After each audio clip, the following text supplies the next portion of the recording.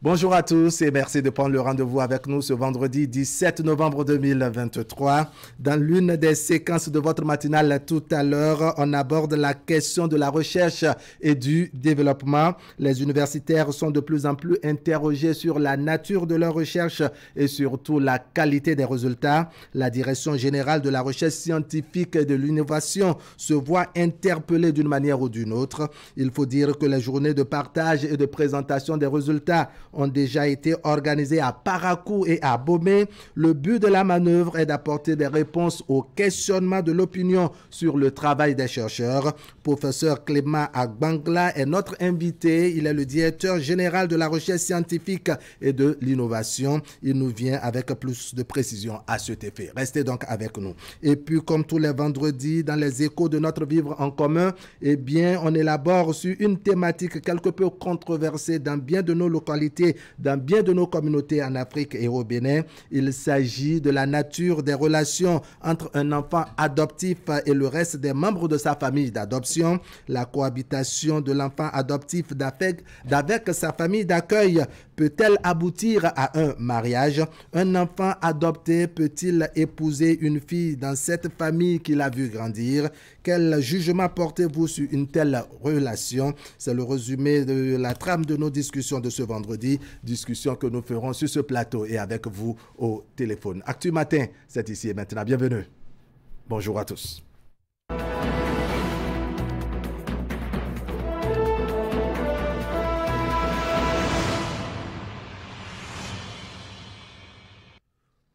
Voilà, les premières informations ce matin nous viennent des parutions du jour, à commencer par le quotidien Maison Fraternité. Fraternité qui titre ce matin « Libéralisation de la commercialisation du soja. Le combat des députés a ramené le gouvernement à la raison de 140 francs CFA par kilogramme. La tasse passe des 100 à 30 francs CFA. » Première journée des éliminatoires de la Coupe du Monde 2026, le groupe C, le Nigeria tenu en échec, le Bénin pour déjouer les pronostics. Et puis visite des chantiers de construction à Bomé-Calavi, à Cotonou et dans la ville capitale Porto-Novo. Le ministre du cadre de vie, José Tonato, donne les dernières consignes. La réception des ouvrages se précise, titre le quotidien Fraternité. Le matinal, cette fois-ci, production agricole, les nouvelles conditions de commercialisation du soja et puis gestion des cantines scolaires. Le Bénin présente ses efforts à Rome. On évolue avec Émergence Info, campagne 2023-2024 de commercialisation du soja. La tasse d'exportation passe de 140 francs à 30. L'exportation du soja par le port est libre et sans agrément, nous apprend Émergence Info. Et puis, Agence nationale d'identification des personnes, le site de Kadiaoun fermé à partir du 23 novembre 2023. Prenez donc vos précautions. Info Matin, deuxième session ordinaire de l'année 2023, loi spéciale portant amnistie, un guet-apens aux députés pro-talon s'interroge. Info Matin, et puis le journal qui nous apprend qu'à l'arrondissement de Calavi, l'arrondissement central, Franck Doro est installé pour de nouveaux défis. Quotidien d'Abarou qui nous apprend qu'il y a encore beaucoup de choses à faire après le sourire retrouvé sur le visage des producteurs en ce qui concerne la décision du gouvernement de revoir à la baisse les coûts de commercialisation du soja sur le territoire béninois. La boussole cette fois-ci, assouplissement des conditions de commercialisation du soja, Talon prive Yahi et l'opposition de leur thème de campagne. La boussole qui nous apprend également que les conventionniers du CNHU-HKM implorent l'indulgence du président Patrice Talon car ils sont sans salaire révalorisé depuis décembre 2022. Les 4 vérités, conférence de presse de la Fondation Malherossou et des organisations de la société civile au sujet de la promotion des cadres africains au Bénin. Les propos xénophobes contre le directeur général de l'ANIP dénoncés. Une portion des propos rapportés par le quotidien Les 4 vérités. Ce qui doit nous guider sur le choix de Pascal Nyamoulinda, c'est son expérience dans le domaine. Nous pouvons citer nos compatriotes béninois assumant de hautes fonctions en France et dans d'autres pays africains. Commercialisation du soja grain pour la campagne 2023-2024. Le gouvernement prend 3 nouvelles mesures. Matin libre, hôpitaux et prisons, Rekia Madougou soulage les personnes vulnérables. Et puis projet de nutrition et du développement de la petite enfance, plus de 700 agents sans salaire depuis 10 mois. Le leader du jour, libéralisation de l'exportation de soja au Bénin. Le gouvernement donne un écho favorable à la tournée de réduction de compte des députés de l'Union progressiste, le Renouveau. On revient très rapidement à la une du quotidien Maison.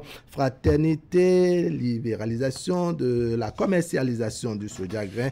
Le combat des députés a ramené le gouvernement à la raison. Et si vous fouillez dans les intestins du quotidien Maison, Fraternité, c'est ce communiqué, donc, ce communiqué du gouvernement.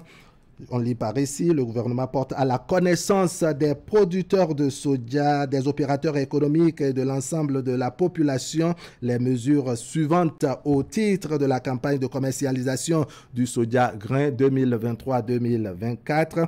Le commerce du soja grain est libre sur l'ensemble du territoire national. Ainsi, les opérations d'achat, de vente, de transport, les prix, les dates de démarrage et de fin des opérations sont librement fixés par les acteurs. L'exportation du soja est libre, sans agrément et se fait exclusivement par le port de Cotonou. La contribution à la recherche et à la promotion agricole perçue au cordon douanier à la charge exclusive des exportateurs est désormais fixée à 30 francs CFA par kilogramme de soja grain au lieu de 140 francs CFA au titre de la campagne écoulée. Le gouvernement souhaite aux acteurs de la filière une bonne campagne 2023-2024 de commercialisation du soja grain. Communiqué signé par le secrétaire général du gouvernement, Edouard André Ouinoro, et en date du 16 novembre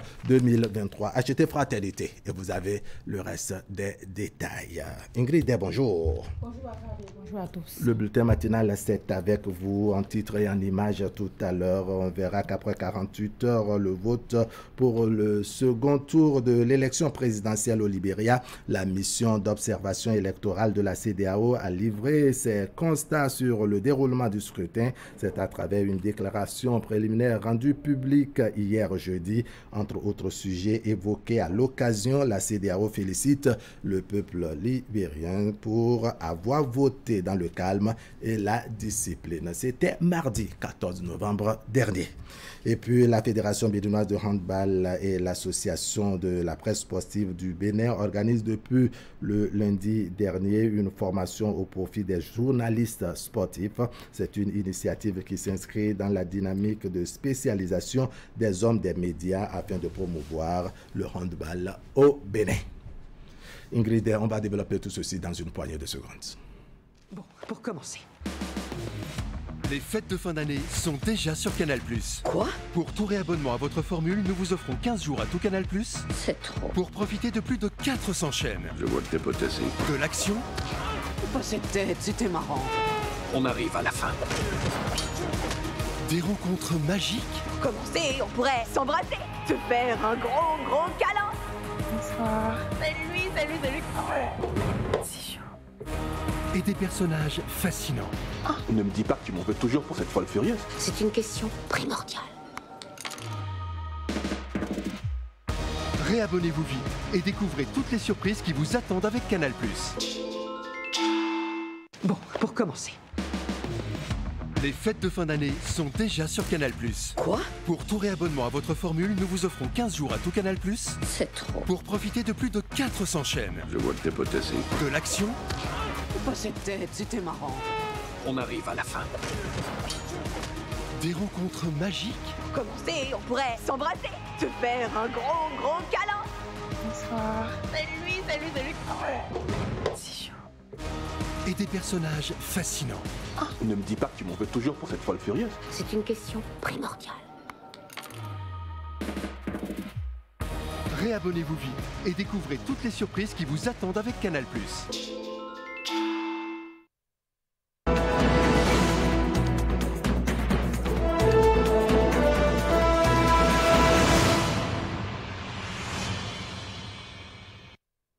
À nouveau, bonjour. On prend la direction du Libéria pour démarrer la mission d'observation électorale de la CEDEAO a animé une conférence de presse au lendemain du vote pour le second tour de l'élection présidentielle. La CEDEAO invite les candidats, les partis politiques et leurs militants à rester sereins jusqu'à la proclamation des résultats officiels par la Commission électorale nationale. Les deux candidats, quant à eux, sont invités à privilégier les voies de recours prévues par la loi en cas de contestation des résultats. On écoute un extrait de la déclaration. The mission notes with concern the challenge that some of the ECOWAS election observers faced in the course of their duty. In some polling stations, observers were not given the required information upon request by the polling agents who appeared hostile to them. These unfortunate occurrences happened particularly in St. Paul River District in Montserrado County. For instance, at the Fiamma Cavalry Baptist School polling station in Greater Monrovia, Montserrado County, the presiding officer flatly refused to cooperate with our teams in providing information, despite the observers clearly identifying themselves with their accreditation. Although this is an apparently isolated incidents, we felt that it was a gross violation of the established procedures on election day, and we thought we needed to bring attention to it. The mission further notes that notwithstanding few incidents of non-cooperative attitude exhibited by some few polling officers, the polling process generally proceeded smoothly and in a largely peaceful atmosphere. Eligible voters were able to freely exercise their franchise. The mission also commends the Electoral Management Body NEC and their agents or officials for the marked improvement in processing voters while greatly accelerating the voting process. The ECOWAS Election Observation Mission wishes to appeal to all stakeholders, particularly the political parties, candidates, and their supporters, as well as the general citizens, to remain calm and patiently wait for the official declaration of the results by the National Electoral Commission, which is the sole authority mandated to do so under the law. Finally, the mission highly commends the electorate for the patience and sense of patriotism exhibited by them, and would wish to urge the same display of high sense of maturity while awaiting the official announcements of the results by the National Elections Commission. In conclusion, the ECOWAS Observer Mission notes that the electoral process has exposed the Liberian society as sharply divided and requires urgent steps to foster greater inclusivity in governance, social cohesion, and national unity beyond the elections by whoever emerges victorious in the runoff elections. Voilà, retour au Bénin pour faire le point du tirage au sort de 2000 jeunes bénéficiaires de la formation durable de la composante 2 du projet d'inclusion des jeunes en vue de l'obtention du certificat de qualification professionnelle. La cérémonie a eu lieu hier à Cotonou. Les précisions avec Hugues Vingbe et Candide Ouento. 10 069 au départ et 104 578 apprentis artisans à être enrôlés pour bénéficier de la formation offerte dans le cadre de la mise en œuvre de la composante 2 du projet d'inclusion des jeunes. Mais la cérémonie qui réunit dans cette salle partenaires et responsables du projet vise à sélectionner 2000 jeunes devant constituer la première cohorte des bénéficiaires. À cet effet, les candidats sont répartis dans 4 groupes manuels mais également électroniques. Le tirage au sort s'est déroulé en présence du clerc assermenté de huissier de justice. Il y a longtemps, le gouvernement de son Excellence le président Patrice Talon a laissé au rang des priorités la formation professionnelle. Et c'est pourquoi la stratégie de l'enseignement technique de la formation professionnelle a été élaborée et est en cours de mise en œuvre actuellement. Et l'un des projets phares de cette stratégie est le projet d'inclusion des jeunes qui va essentiellement à l'endroit des artisans. La composante 2 du projet d'inclusion des jeunes a pour finalité de former en 2 phases 4000 jeunes pour l'obtention du certificat de qualification professionnelle. Elle prend en compte au moins 20 métiers et cette étape est la deuxième d'un long processus. La prochaine étape, c'est de travailler en fait sur ces groupes d'apprenants qui ont été identifiés, étant entendu qu'ils s'entrent dans un dispositif expérimental qui sera évalué pour voir en termes d'appui technique quels sont les effets des appuis qu'on apporte à ces différents groupes.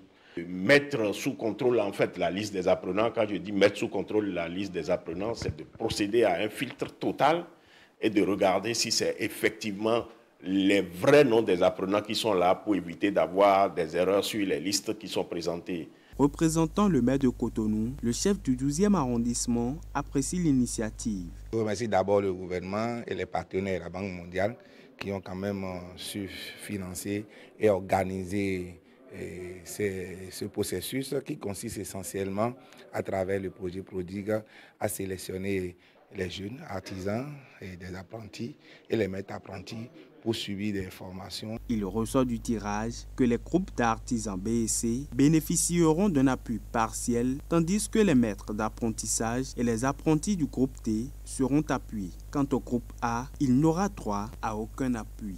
Si un groupe est déterminé, nous pouvons mettre à votre disposition les bénéficiaires de chaque groupe. Cotonou va abriter du 24 novembre au 2 décembre 2023 le Festival des meilleurs instrumentistes d'Afrique sous le parrainage de la mairie de Cotonou et du ministère de la Culture. C'est à travers une conférence de presse tenue mercredi dernier à Cotonou que les organisateurs ont dévoilé le menu de la 8e édition du Festival MIA 2023. Suivant. Le Festival MIA 2023, donc la 8e édition, aura lieu du 24 novembre au 3 décembre 2023 à Cotonou, sur un nouveau site que nous avions choisi, qui n'est rien d'autre que la plage Figuirosset, fin pavé, qui va abriter les manifestations de la 8e édition du Festival des meilleurs instrumentistes d'Afrique. Alors, comme innovation, cette année, nous avons le prix spécial du meilleur orchestre que nous avions dénommé le prix spécial Adepo Yapo du meilleur orchestre traditionnel, en hommage à cet illustre ethnomusicien qui a été pour le festival MIA le président du jury international. En dehors du prix spécial, nous avons toujours la catégorie, les compétitions classiques du festival MIA, où cette année nous avons 4 catégories.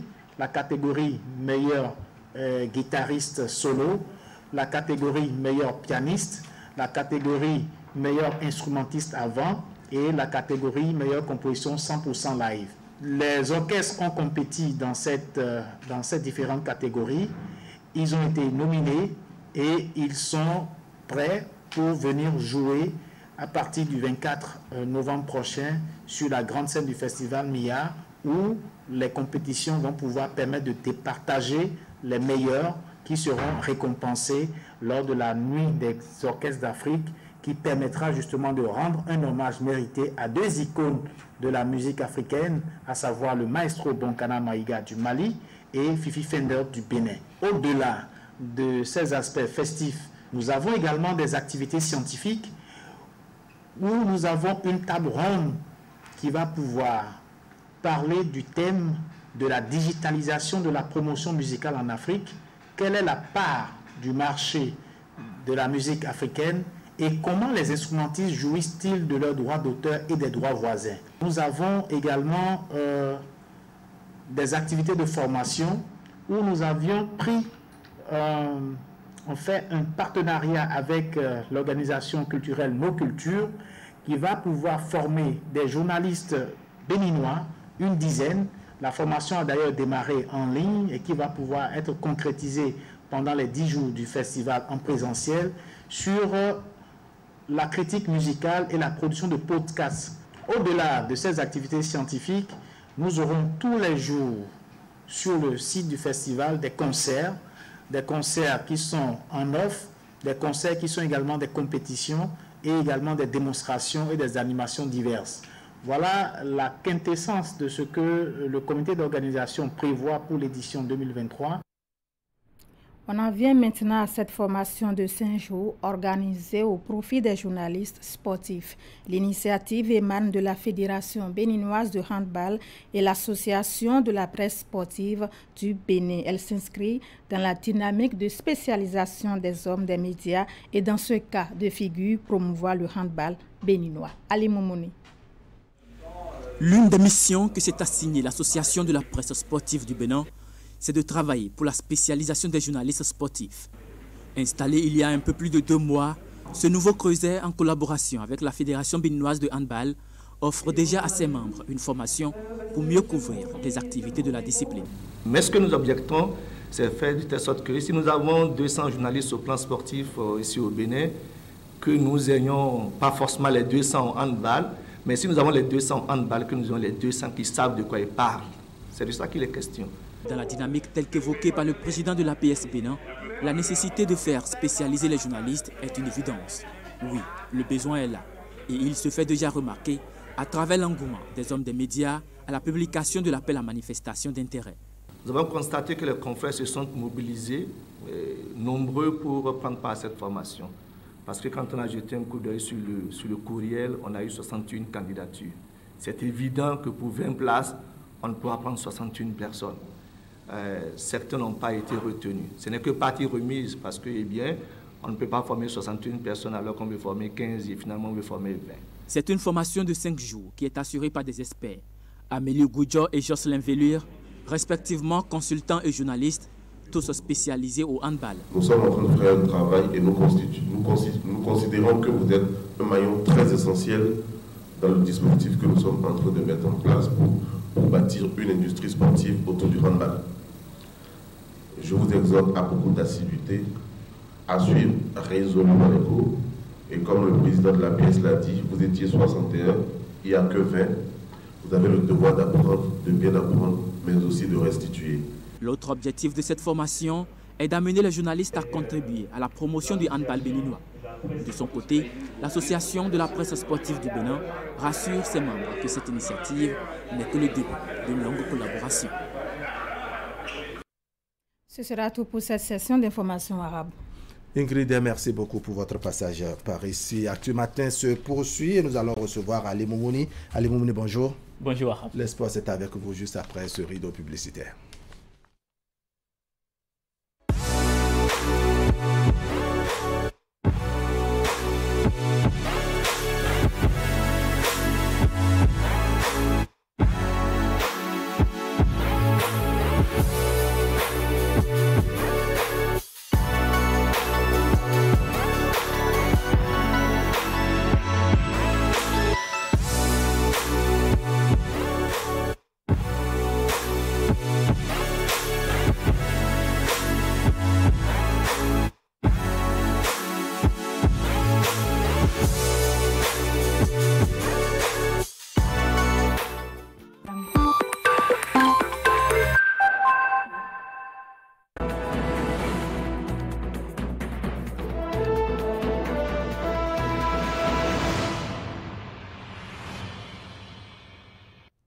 Ali Moumoune, bonjour. Oui, il faut dire que la première journée de la Coupe du Monde 2026 se poursuit et les Guépards vont jouer demain samedi. On est intéressé par les résultats de la journée d'hier. Oui, vous parlez bien sûr des éliminatoires de la Coupe du Monde 2026 qui ont démarré depuis mercredi dernier. Pour le compte de cette première journée, il y a des rencontres disputées hier et jeudi. On fait le point des différentes rencontres disputées. Voici le tableau des résultats, le tableau récapitulatif que nous présentons ce matin. Le Burundi s'est imposé à la Gambie, score à l'arrivée 3-2. Le Botswana était face au Mozambique. Le Mozambique s'impose d'entrée donc sur le score de 3-2. Le Nigeria et le Lesotho se séparent 2-2, score de parité, 1 but partout. Il faut préciser que c'est le groupe du Bénin pour ce qui concerne cette explication entre le Nigeria et le Lesotho. C'est bien entendu le groupe C où évolue également le Rwanda, l'Afrique du Sud. Bien entendu, et le Zimbabwe de l'autre côté. Le Gabon s'est imposé à domicile 2-1 face au Kenya. L'Algérie prend le dessus sur le Somalie, 3-1 à l'arrivée. Et puis il faut noter cette déculottée bien sûr de l'Égypte, c'était face au Djibouti, 6-0 s'il vous plaît, pour la formation de Mohamed Salah. Le Cap-Vert et l'Angola se séparent 2-2, score à l'arrivée 0 but partout. La suite, ce sont les rencontres de ce 17 novembre. Aujourd'hui, donc, à partir de 14h, Swatini aura pour adversaire la Libye. Les îles Comores affronteront la Centrafrique. La Guinée aura pour adversaire donc l'Ouganda. Le Libéria jouera contre le Malawi. La Zambie affrontera le Congo et le Ghana. Les Black Stars seront à domicile pour affronter l'équipe de Madagascar. Le Mali aura pour adversaire le Tchad. Le Burkina Faso jouera contre la Guinée-Bissau. Assez de rencontres aujourd'hui. Sur la suite, il y aura bien entendu la Tunisie qui jouera à 20h face à Sao Tomé et Principe. La Côte d'Ivoire affrontera les îles Seychelles. Le Cameroun jouera pour finir avec les rencontres de ce vendredi, l'île Maurice. Demain, samedi 18 novembre, Afrique du Sud, Bénin, voici la rencontre qui ouvrira donc le bal des différentes explications comme temps pour cette première journée. Donc, pour ce qui concerne demain, samedi 18 novembre. Ensuite, le Niger affrontera à 18 à 17h la Tanzanie. Et puis, pour finir, le Sénégal aura pour adversaire le Soudan. On quitte le plan africain, parlant bien sûr de ces éliminatoires, pour parler maintenant de nos compétitions mondiales. C'est bien sûr la Coupe du Monde des moins de 17 ans qui se déroule du côté de l'Indonésie. Hier, donc, pour le compte des rencontres de la 3e journée, qui ont démarré, l'Ouzbékistan et l'Espagne se sont séparés 2-2, 2 buts partout à l'arrivée. Il faut voir donc se remarquer cette victoire du Mali, deuxième victoire donc pour les Aigles qui se qualifient pour le 8e de finale, 5-1. Le Mali étrie donc son adversaire, le Canada, et s'est imposé et donc réussi à composter son billet qualificatif pour le prochain tour. Il y a donc ce score de parité entre l'Équateur et le Panama, 1 but partout.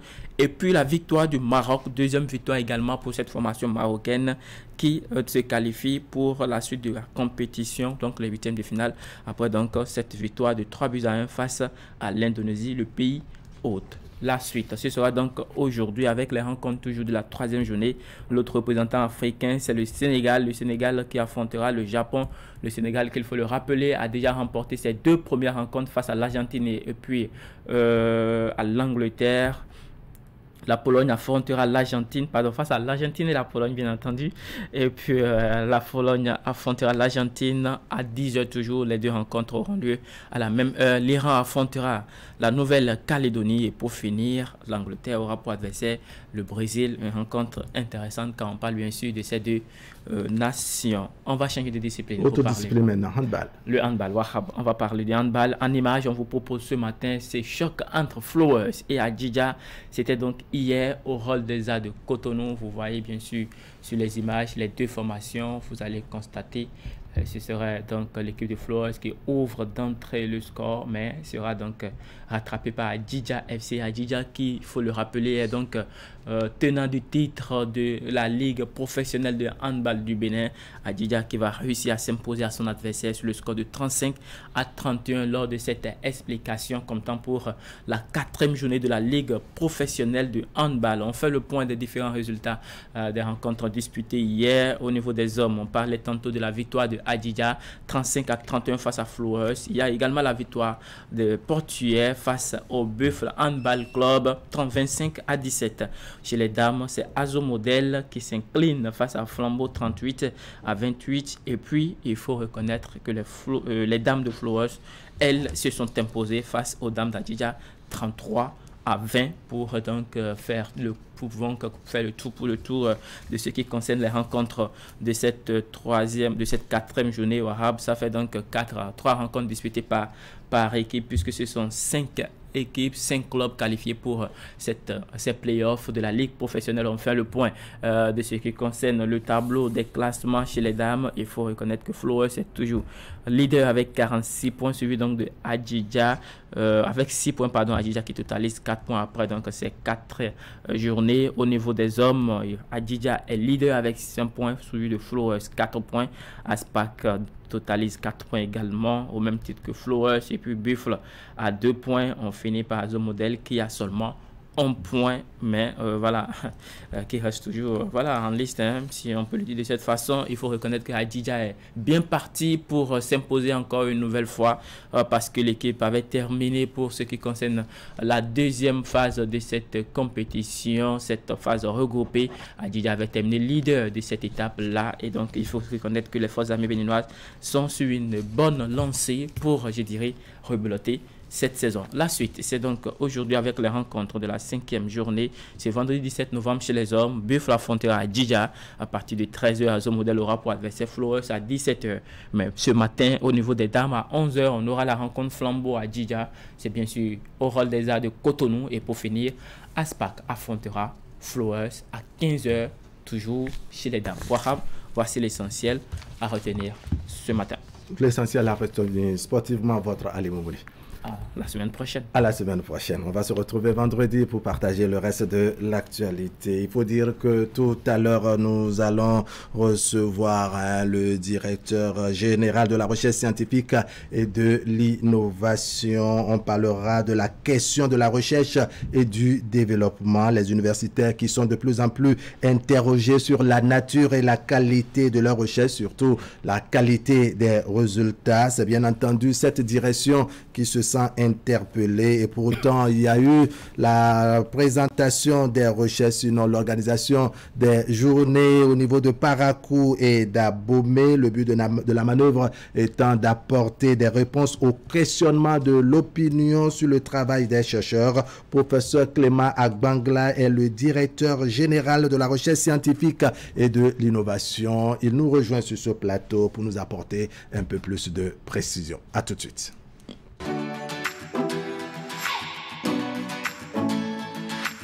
Avec les soucis de vol et intrusion intempestifs. Bennett Tracking Security vous offre son système anti-intrusion, extrêmement efficace contre toute intrusion malveillante, muni de détecteurs d'ouverture et de mouvement. Avec notre anti-intrusion, vous êtes relié à notre salle de contrôle unique au Bénin, qui reçoit automatiquement l'alerte et diligente la riposte grâce à notre unité d'intervention rapide et aux forces de sécurité publique. Adoptez notre système de tracking et de géolocalisation qui vous permet de localiser votre véhicule en temps réel au Bénin, comme dans toute la sous-région ouest africaine. Bénin Tracking Security, c'est aussi la vidéosurveillance avec des caméras d'une qualité irréprochable, le contrôle d'accès d'ouverture et de présence très efficace, mais également un système anti-incendie avec des détecteurs de fumée ultra performants. Bénin Tracking Security, nous réinventons la sécurité. Bénin Tracking Security, le pionnier de la sécurité moderne au Bénin. Vous nous avez fait confiance, nous aussi.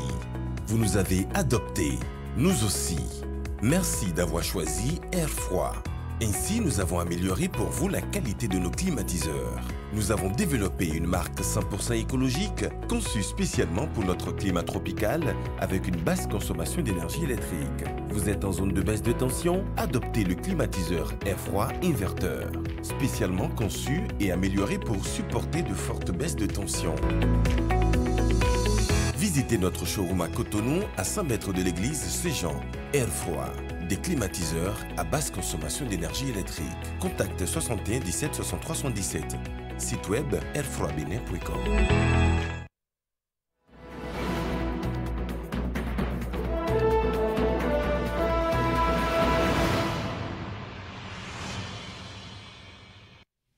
Professeur Clément Agbangla, bonjour. Bonjour, chers journalistes. Bienvenue sur le plateau d'Actu Matin. Vous êtes le directeur général de la recherche scientifique et de l'innovation. Parlez-nous un peu de votre direction. Comment se porte-t-elle? Disons que bonjour, chers journalistes. En réalité, donc, vous avez le ministère de l'enseignement supérieur et de la recherche scientifique, n'est-ce pas, qui est en charge donc, de la recherche scientifique et de l'innovation dans notre pays. Donc, dans ce cadre, donc, il y a une direction générale de la recherche scientifique et de l'innovation. Et cette direction générale de la recherche et de l'innovation s'occupe de la politique de l'État en matière de recherche scientifique. Donc, et comme vous le savez, la recherche scientifique accompagne le développement. Et notre gouvernement a si bien compris ça, de telle manière que le chef de l'État veut désormais que la recherche prenne sa place dans notre pays. Alors qu'on puisse arrimer la recherche avec le développement. Exactement. D'accord. Alors il y a une série de questions qu'on adresse aux universitaires, surtout ceux qu'on qualifie d'enseignants, chercheurs et autres. On se demande qu'est-ce qu'ils cherchent et qu'est-ce qu'ils trouvent. Qu'est-ce qu'ils trouvent. Comment cela se passe? Bon, oui, c'est d'ailleurs ça qui nous fait sortir désormais de nos laboratoires. Et puis l'enseignant-chercheur, ou bien le chercheur en général, n'est-ce pas, c'est quelqu'un, n'est-ce pas, qui est là pour s'occuper, n'est-ce pas, de la résolution des problèmes qui se posent à la nation en matière de développement sur tous les plans. Est-ce que vous voyez? Bon, donc l'enseignant chercheur ou bien le chercheur est dans son laboratoire. Nous sommes d'accord. Il fait sa recherche, il trouve des résultats. Bon, ces résultats-là, ce n'est pas à lui de les vulgariser ou bien de dire voici ce que j'ai trouvé, etc. etc. Est-ce que vous voyez un peu ce que je dis? C'est ça même le problème. C'est un peu comme s'il s'enferme dans sa tanière, il s'enferme dans son laboratoire, et donc ce qu'il a trouvé finalement après les recherches, ce n'est pas connu. Ce n'est pas connu, alors qu'il se trouve de très bonnes choses. Est-ce que vous voyez?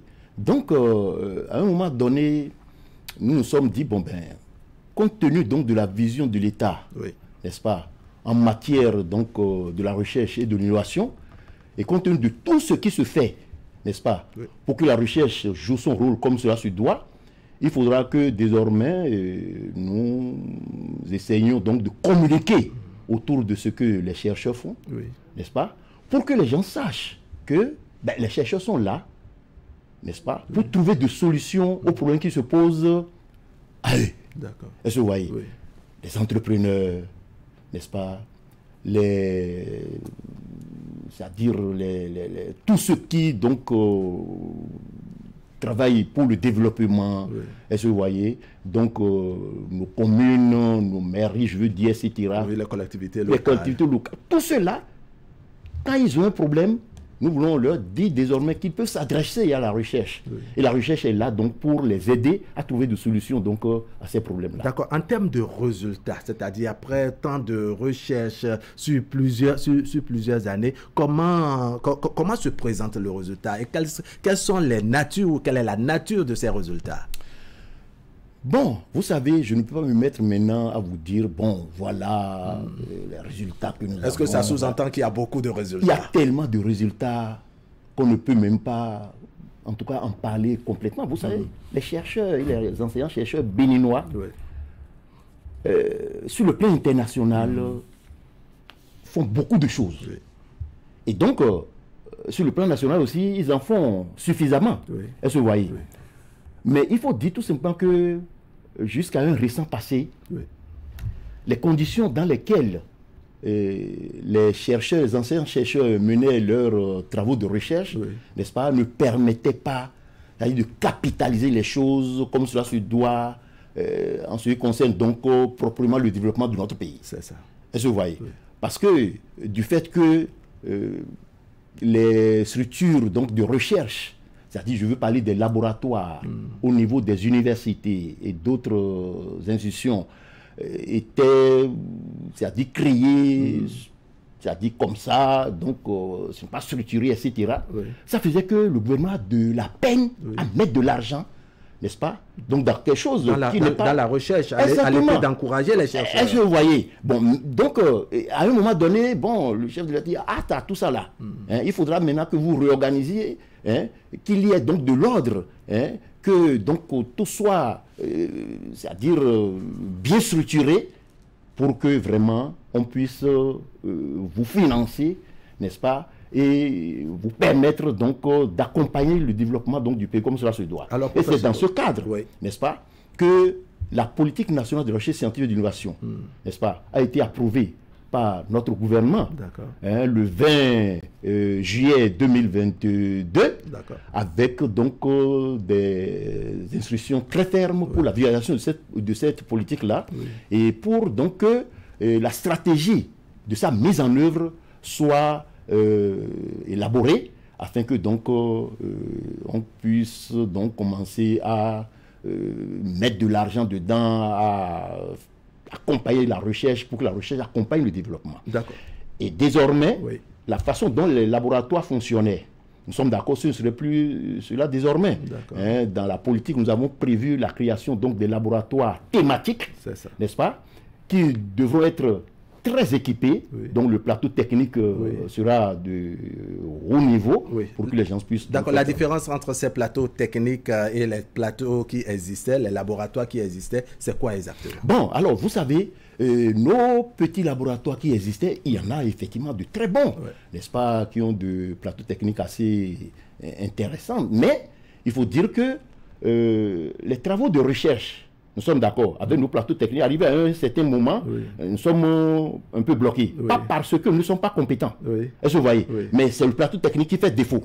Bon, donc on était obligé de faire, c'est-à-dire de continuer les travaux à l'extérieur, ce qui nous causait beaucoup de problèmes. Est-ce que vous voyez? Puisque la paternité de ces résultats-là était un peu discutée avec nous, etc.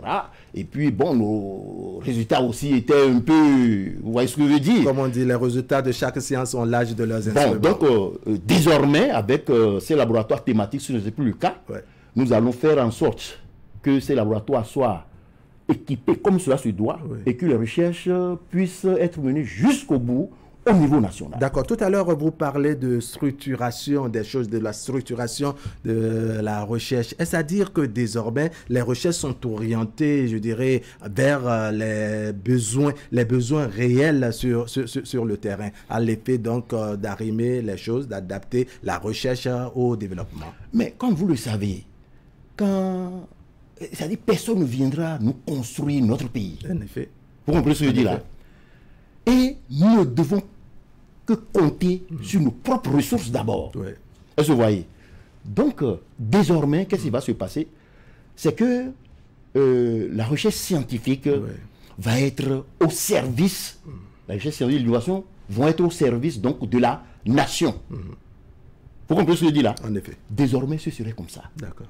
Et dans ce cadre, le financement sera, c'est-à-dire suivi de telle manière que il n'y aura plus, c'est-à-dire de doute pour que donc le chef de l'État ou bien le gouvernement mette des ressources à disposition.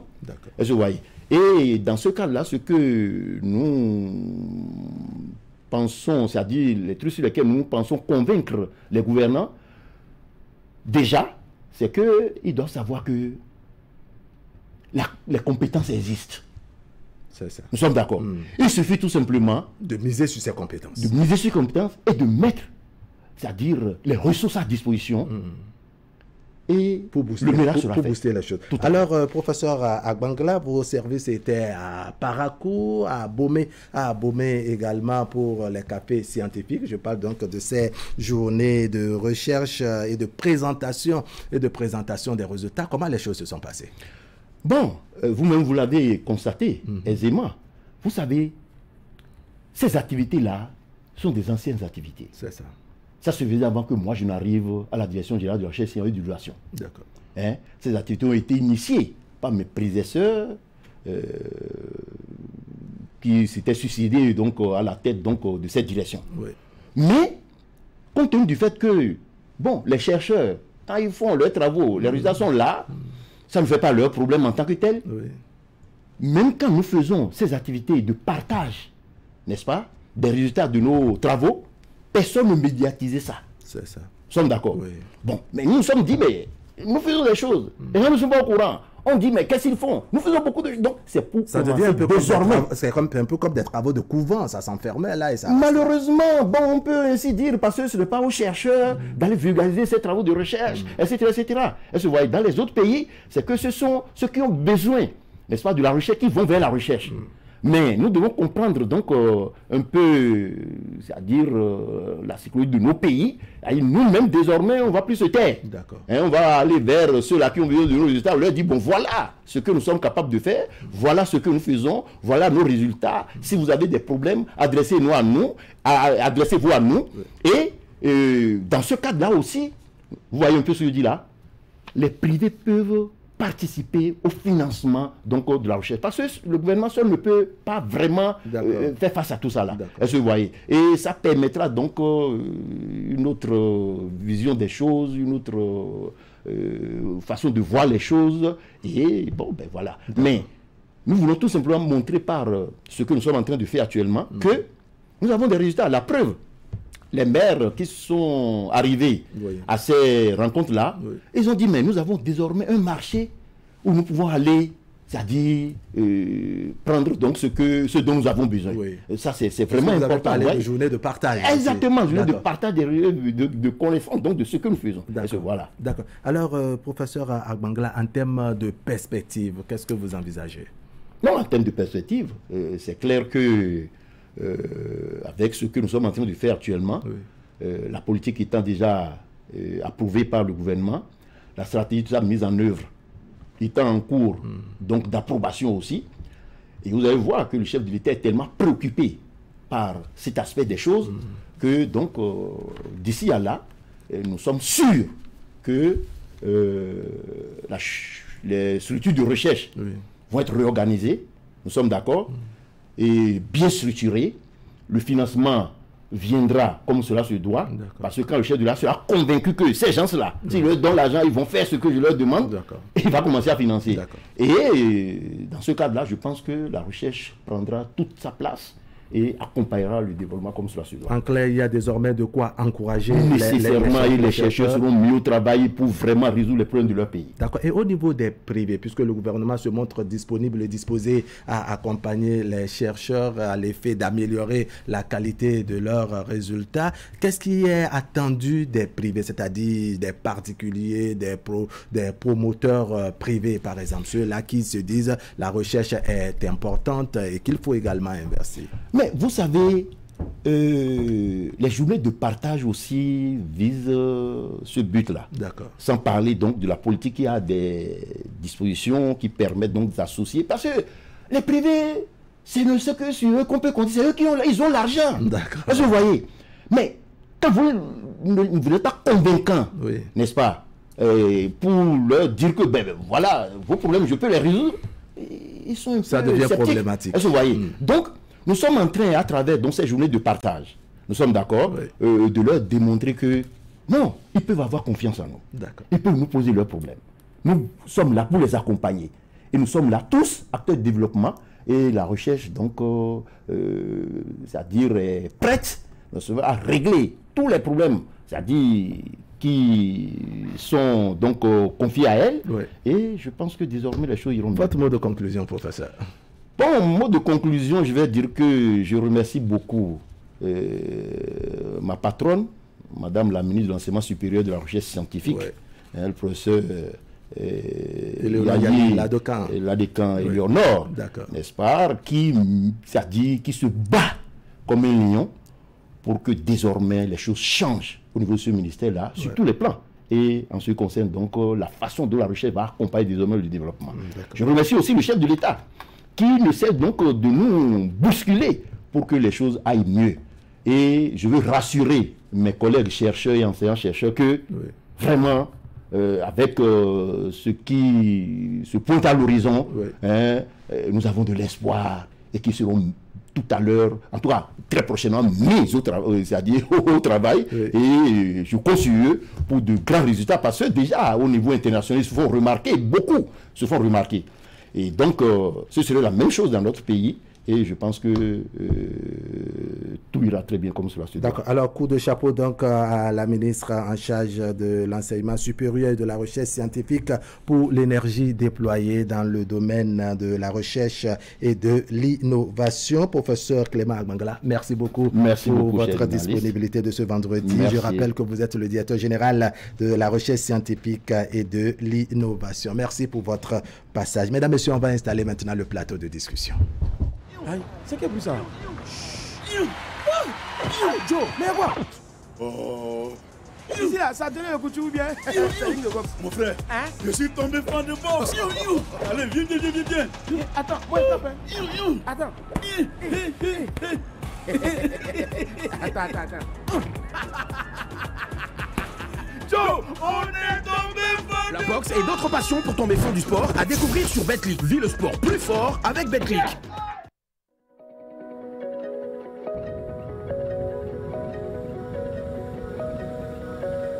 Cotonou, Paris. Un an déjà avec vous. Corsair vous remercie de votre fidélité. À très bientôt sur nos lignes. Corsair, voyagez en bonne compagnie. Bon, pour commencer. Les fêtes de fin d'année sont déjà sur Canal+. Quoi? Pour tout réabonnement à votre formule, nous vous offrons 15 jours à tout Canal+. C'est trop. Pour profiter de plus de 400 chaînes. Je vois que t'es potassé. De l'action. Pas cette tête, c'était marrant. On arrive à la fin. Des rencontres magiques. Pour commencer, on pourrait s'embrasser, se faire un gros câlin. Bonsoir. Salut. C'est chaud. Et des personnages fascinants. Ne me dis pas que tu m'en veux toujours pour cette folle furieuse. C'est une question primordiale. Réabonnez-vous vite et découvrez toutes les surprises qui vous attendent avec Canal+. Aïe, c'est qui plus ça? Joe, mais quoi? Oh. Ici là, ça a donné le coup de ou bien? Mon frère, hein? Je suis tombé fan de boxe. Allez, viens. Attends, moi je t'appelle. Attends.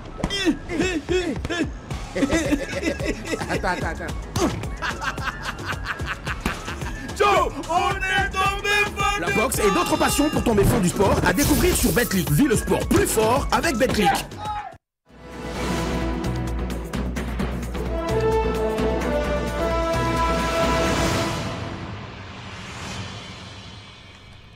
Voilà, comme je l'ai annoncé tout à l'heure dans notre Vivre en commun, on élabore sur une thématique quelque peu controversée dans nos communautés en Afrique et au Bénin. Il s'agit de la nature des relations entre un enfant adoptif et le reste des membres de sa famille d'adoption. On s'interroge ce matin à l'effet de savoir si la cohabitation, le rapprochement de l'enfant adoptif avec sa famille d'accueil peut aboutir à un mariage. Un enfant adopté peut-il épouser une fille dans cette famille qu'il a vue grandir? Quel jugement portez-vous sur une telle relation? C'est la trame de notre discussion de ce matin et je vais vous présenter les membres de l'équipe ce matin. Kokou Assed Medewayon, bonjour. Bonjour. Merci d'être venu ce matin. À ma droite, Madame Ella Glele, coiffeuse et esthéticienne. Bonjour.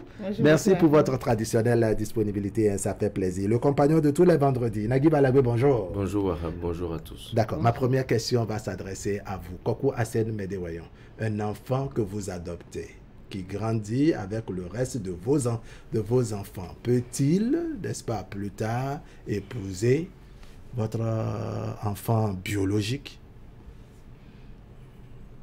C'est bien possible. C'est ça. Ça dépend de l'éducation que vous inculquez à cet enfant et que au fil des temps, vous ne voulez pas que cet enfant vous quitte. Alors là, ce mariage, ça, c'est un lien entre... C'est un sentiment qui naît entre les deux enfants. Oui. Ce n'est pas à vous de vous imposer, mais ces deux enfants, quand ça commence, bon, déjà, c'est au-delà de l'âge de raison. Hein. Oui. Au-delà de l'âge de raison. Donc, alors là, vous accompagnez le système. C'est ça. Ça peut se faire, ça peut ne pas se faire. D'accord. Ça dépend. D'accord. Alors, Ella Glele, comment vous trouvez la chose? Un enfant adoptif peut-il épouser une fille dans sa famille d'adoption? Ou l'inverse, ça peut être aussi une fille qui est élevée dans une famille et qui plus tard se décide d'épouser un garçon de cette famille-là. Merci, M. Wahab. Moi, pour ma part, je dirais non. C'est ça. C'est pas faisable selon moi parce que déjà, les enfants ont grandi ensemble. Ils ont eu la même éducation. Ils ont grandi comme des frères et sœurs. Pour moi, c'est déjà des frères et sœurs. Donc, ils ne peuvent plus se mettre ensemble. D'accord. Parce que s'ils se mettent ensemble, cette union, l'enfant qui sortira de cette union, qu'est-ce qu'on dira à l'enfant? Qu'est-ce que l'enfant aura comme histoire? Quand l'enfant va demander d'après pépé, on va lui montrer le même pépé, que ce soit paternel ou maternel, et même mémé, que ce soit paternel ou maternel. Je pense pas. Ça vous pose problème. On verra si ça pose le même problème au niveau de Nagui Balagbe. Nagui Balagbe, comment vous trouvez la chose? Oui.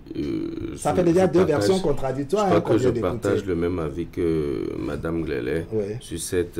enfin, quand on tient compte, par exemple, du fait que les enfants, effectivement, enfants adoptés, ça dépend, il faut faire attention. Quand on dit adoption, est-ce qu'on a fait une adoption légale ou c'est juste un enfant qu'on a placé? D'accord. Parce que ce n'est pas parce que les enfants ont grandi ensemble. Oui, il y a la lecture des tests, comme vous le soulignez. Il y a maintenant la lecture de nos communautés, c'est-à-dire la vision traditionnelle des choses.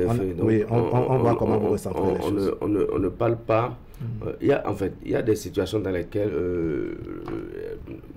un parent, une personne décide par exemple de garder un enfant qui à un moment donné s'est retrouvé en difficulté, on l'a gardé quelques années sans que par exemple il y ait eu un engagement particulier pour dire je deviens par un acte qui il y a est devenu par exemple le père ou la mère adoptif ou adoptive de l'enfant en question. Donc quand on a juste placé l'enfant, quand on a gardé l'enfant quelques années, etc., ça ne crée pas systématiquement des liens d'adoption ou des liens familiaux. Exactement. Donc il faut relativiser à ce niveau-là. Ensuite, il faut voir, même quand il y a adoption réellement, là, on est en train de parler, par exemple, de la famille, c'est-à-dire du noyau familial, la famille restreinte, la famille père, mère, enfant.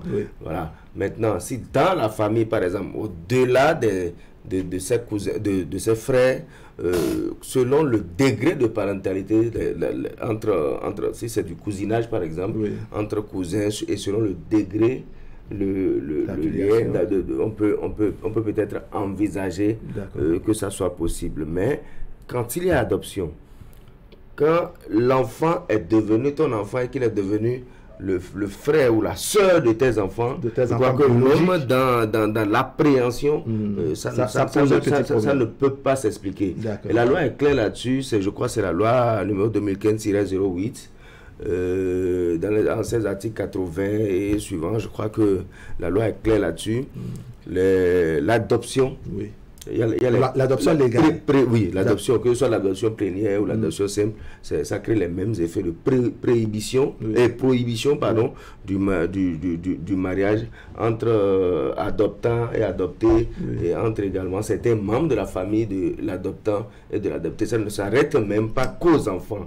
Donc la loi liste les situations dans lesquelles, dans une situation d'adoption, pour un cas d'adoption, le mariage ne saurait être possible. D'accord. Alors, Kokou Hassen Medewayon, vous avez relativisé, vous aussi, vous avez mis un peu de bémol dans votre première prise de parole, mais on a écouté tout à l'heure Ella Glele pour la façon dont elle voit les choses, c'est-à-dire des enfants l'enfant que vous avez adopté, qui a grandi avec vos enfants biologiques et autres, et qui sont censés se présenter comme des frères et sœurs. Elle trouve que bon, ça pose un problème quand plus tard on dira que ces deux enfants veulent se marier, par exemple. Est-ce que cette raison vous paraît, je dirais, quelque peu pointue?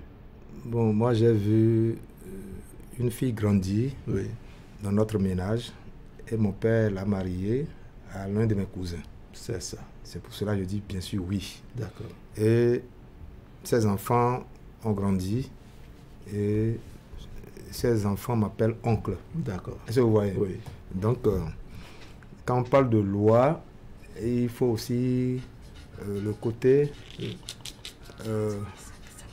Oui, on vous suit. Oui, il faut aussi, quand on parle de loi, il faut aussi le côté, comment dirais-je, traditionnel, le sentiment traditionnel que nous continuons de vivre. Puisque moi, j'ai vu grandir ces enfants, leur maman, devant moi. Un jour, mon père s'est levé et dit, bon, d'accord, déjà à cet âge, je l'amène au village. C'est ça. Et au village, moi, j'étais témoin de ça. Et on l'a confié à l'un de mes oncles qui a son enfant là, et ils ont fait 3 enfants. D'accord. Donc, c'est pour cela que je dis que c'est bien possible. C'est possible.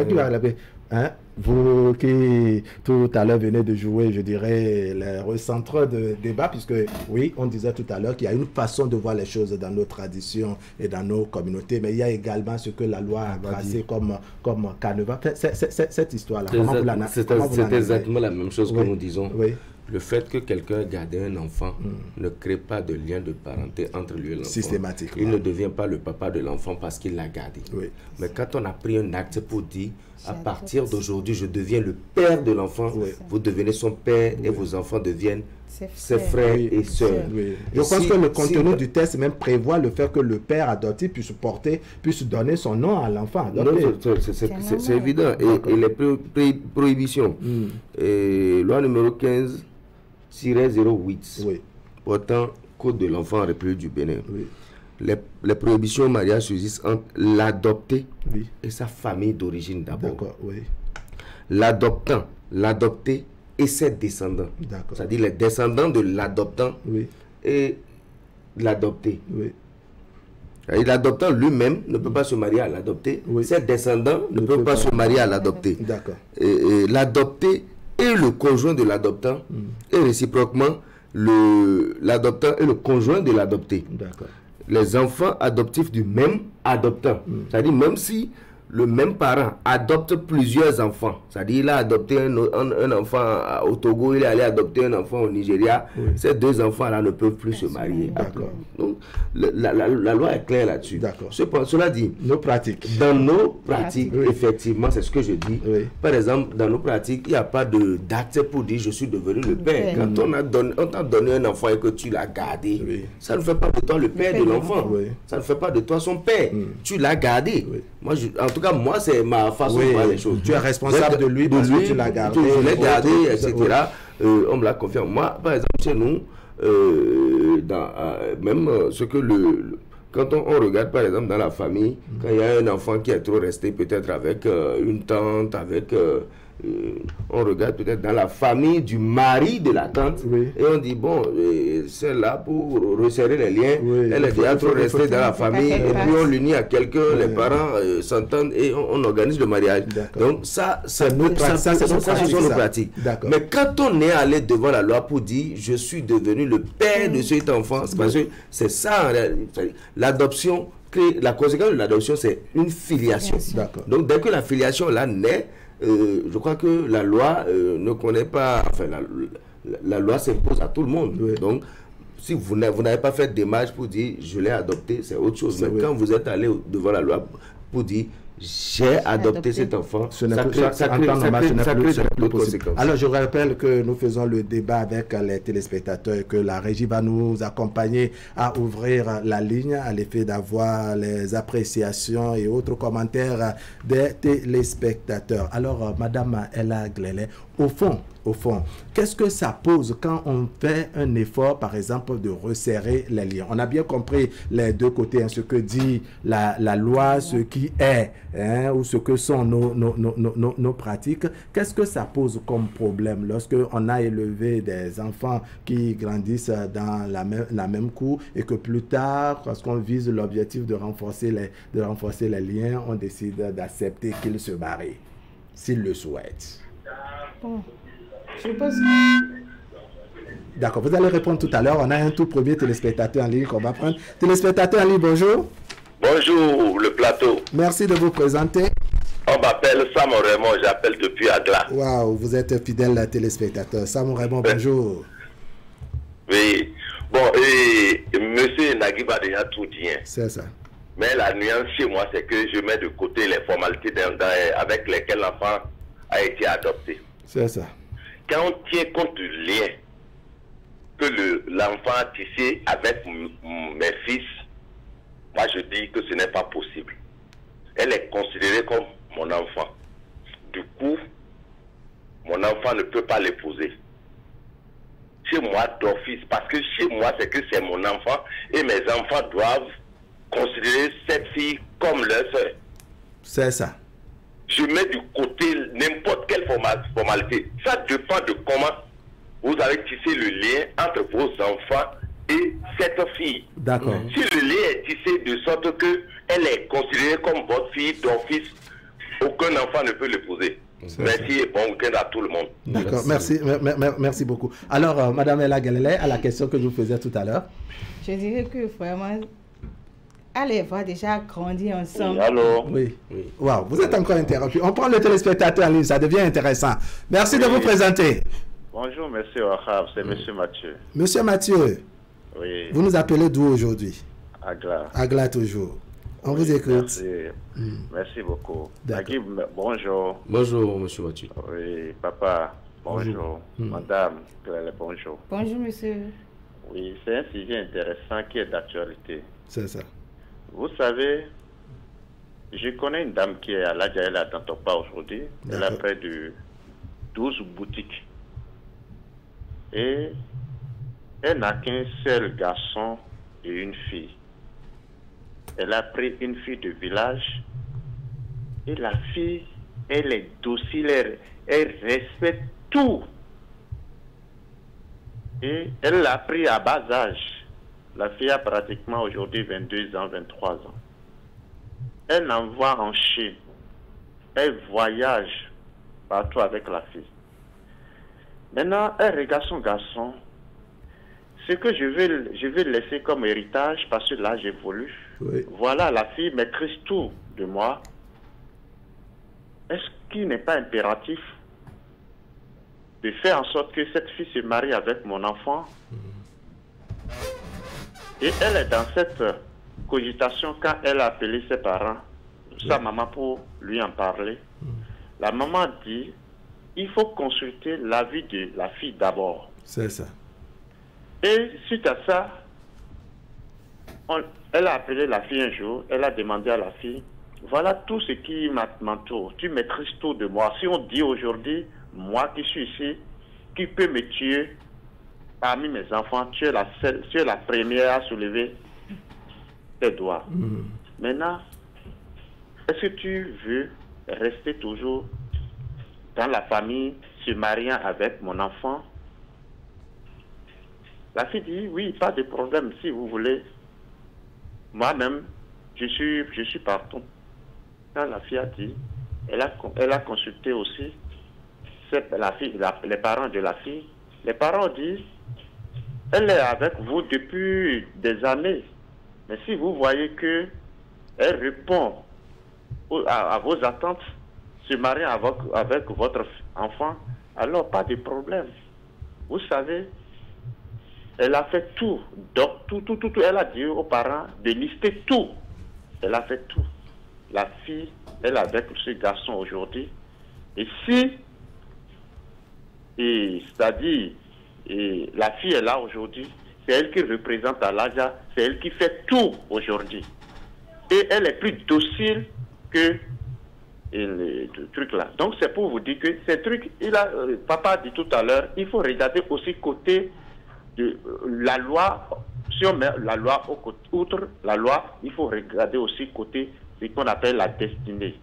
Si peut-être la fille qu'on a placée et puis on voit que bon, elle répond, les autres, mais dans les normes sociales, ce n'est pas normal, c'est anormal.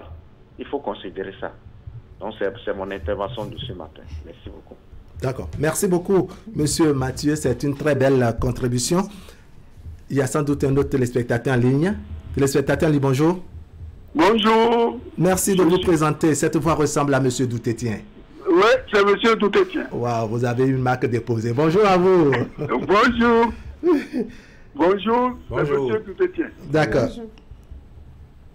Ouais. Bonjour. bonjour le plateau. Le sujet est très intéressant ce matin. D'accord. Mais ce sujet met en relief la dichotomie entre nos lois, nos traditions et nos mœurs.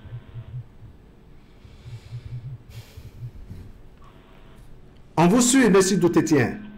Voilà. Qu'est-ce que je veux dire par là? Quand on dit adoption chez nous, ça n'a rien à voir avec la loi, les lois modernes d'adoption. On parle d'adoption plénière et autres. Nous avons tous eu des tuteurs. Le principe fondamental, on a confié un enfant à quelqu'un ou un orphelin, on l'a récupéré, on l'a éduqué, on a tout fait, mais l'enfant ne perd jamais le nom de ses parents biologiques. Tout le monde dit toujours c'est l'enfant de tel, c'est l'enfant de tel. Cela n'enlève en rien la paternité sociale, c'est comme ça que je l'appelle, du père qui a gardé l'enfant et l'a élevé. C'est ça. Et ces enfants élevés, les enfants, je peux dire enfants d'autrui élevés, ont plus même de valeur à la vue des parents qui leur ont élevé que leur propre enfant biologique. Donc, tout le reste, ce qu'il faut prendre de fondamental dans votre débat de ce matin, bien sûr, il faut respecter une loi, nous sommes en République, mais ce qu'il y a à prendre de fondamental, c'est comme on le dit, c'est surtout les choses qui amènent dans le problème de sang à faire des enfants monstres. Ça veut dire quoi? L'hérédité. Parce que si vous prenez un frère et une sœur biologiques, vous risquez de faire des enfants monstrueux.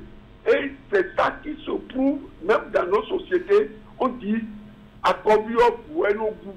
C'est-à-dire, c'est généralement qui sont atteints par l'imbécilité. Le cousinage proche, l'enfant de mon oncle, même père, même mère que mon père, il y a de fortes chances que biologiquement je fasse des imbéciles, je fasse des enfants idiots. C'est surtout le problème de sang qu'il faut étudier. Les autres problèmes, c'est problème d'éducation sociale, problème de vécu ensemble et la vue de la société sur les gens. D'accord. Notre problème fondamental, c'est la dichotomie généralement entre les lois que nous prenons par rapport à nos mœurs et nos coutumes. Merci. Merci beaucoup, monsieur Henri Doutetien. Alors, la régie va nous permettre de faire le débat sur le plateau et je reviens à vous, Ella Glele. Je vous faisais la question avant qu'on ouvre la ligne pour savoir qu'est-ce qui gêne concrètement quand on décide, les enfants qui ont grandi ensemble, l'un adopté, les autres biologiques décident de se marier s'ils le souhaitaient. Pourquoi ça devrait poser de gêne pour les parents, par exemple? Bon, ça pose de gêne pour les parents parce que les enfants sont déjà éduqués ensemble. Oui. Ils ont eu une finalité de frères et sœurs. Oui. Je ne peux pas comprendre que les enfants qui s'appelaient frères, petites sœurs, grandes sœurs, d'un jour à l'autre, se décident à se mettre ensemble. Oui. C'est un peu mal vu. Vous craignez concrètement le regard de la société ou bien ce que ça donne même devant vous dans la maison? Ce que ça donne devant moi dans la maison, je ne pourrais pas les regarder, quoi. Oui. Je sais pas. Maintenant, il y a souvent cette formule qui dit que le cœur a ses raisons, que la raison elle-même ignore. Que la raison elle-même ignore. Si en grandissant, les enfants ont cultivé un certain nombre de sentiments qui les a davantage rapprochés, est-ce que ça devrait poser problème concrètement? Qui suis-je pour refuser l'amour? D'accord. Alors, je vais poser la question à Naguib Alagbe après l'exemple de Samo Raymond, n'est-ce pas, qui s'est montré quelque peu métallique, c'est-à-dire qu'il estime que c'est l'éducation donnée aux enfants dans la maison qui peut faciliter ou non un tel rapprochement. Sam Raymond estimait que si par exemple il adopte un enfant, que ce soit au regard des tests en vigueur ou tel que nous le faisons dans nos pratiques, c'est la façon dont il donne l'éducation aux enfants qui fera que ils vont même pas envisager se mettre ensemble. C'est-à-dire qu'il fera de l'enfant adopté un enfant qui est est le sien, quoi, et qui vont s'appeler frère et soeur, et que ces genres de sentiments ne sont pas envisagés. Personnellement, je pense qu'il n'y a aucune opposition entre tradition et loi dans cette situation. Et j'insiste sur le fait qu'il faut voir les choses différemment quand il s'agit d'adoption ou quand il s'agit seulement d'une simple garde de l'enfant. Je dis que lorsque vous faites venir un enfant dans votre famille, peu importe le traitement que vous lui accordez, vos enfants ne le considéreront jamais comme leur frère ou comme leur soeur. C'est un enfant que nos parents gardent. Donc, il y a ce que pensent les enfants, il y a ce que les parents pensent. C'est l'appréhension. Non, les parents même ne pensent pas que cet enfant est le leur.